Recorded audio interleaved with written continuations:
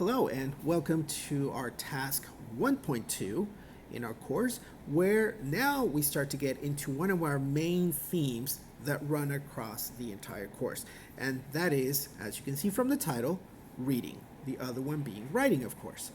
So reading practices, reading strategies, reading techniques, reading methods, so on and so forth. We want to get familiar with all of these things that have to do with reading, teaching reading, becoming a good reader in a second language, because eventually those are the sort of things that you're going to need to write into your lesson plans as you prepare yourself for teaching an English class, a French class, a Japanese class, or whatever kind of class. You're going to have to rely on your strategies, you're going to have to rely on your techniques, and all of that is going to depend on your learning objective for the day, on the type of reading that you want your students to do. That those two elements right there will inform the sort of strategies and techniques that you need, that again you will need to write into your lesson plan. And eventually that's going to transfer for your students in the sort of experience that they're going to get as they start to become good readers in that second language, or it could be that third language even, or fourth or fifth, or whichever number it is for them.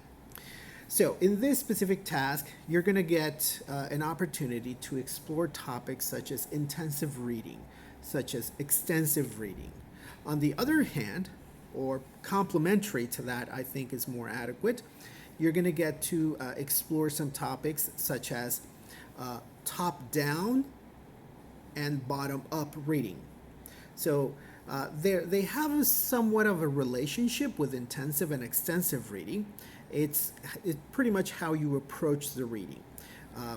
And the specific techniques or strategies, more precisely, one of them is going to be top-down, the other is going to be bottom-up. So you want to look out for those resources, and also you can type it into Google, and you're going to get a lot more information if you want readings, if you want infographics, presentations, videos, and all sorts of media that we have on the web as well.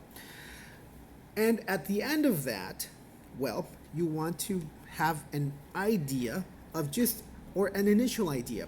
This is going to help you start creating your belief system with regard to, well, what is reading exactly?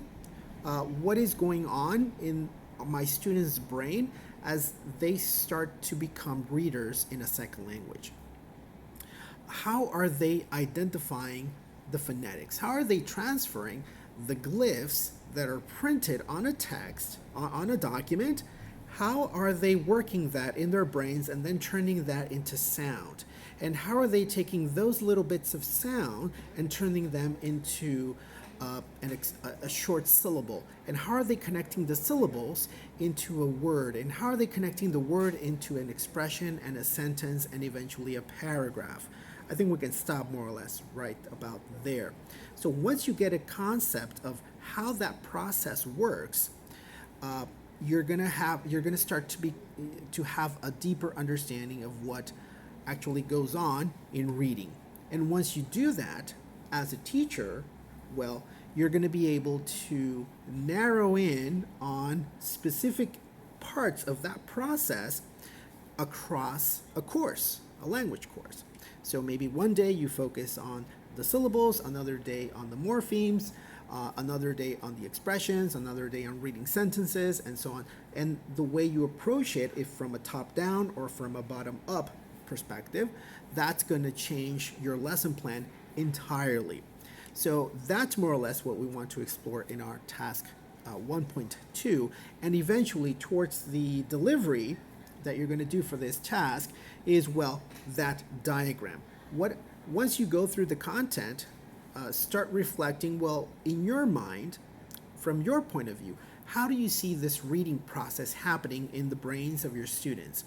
And with the elements that you've explored, with the information that you have at hand and your own belief system, develop a diagram, like a flow chart, where you start, okay, so here is where the student or my reader looks at a word.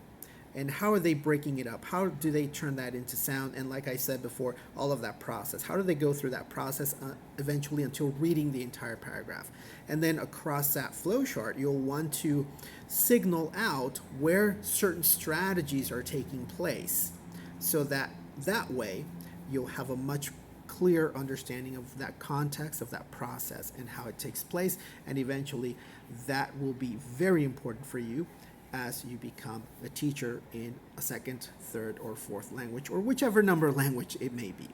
Okay, so that's about our introduction here, and below, as always, you'll find all of the information, all of the instructions, all of the resources, and also towards the end, the checklist for the evaluation. So be sure to pay attention to that.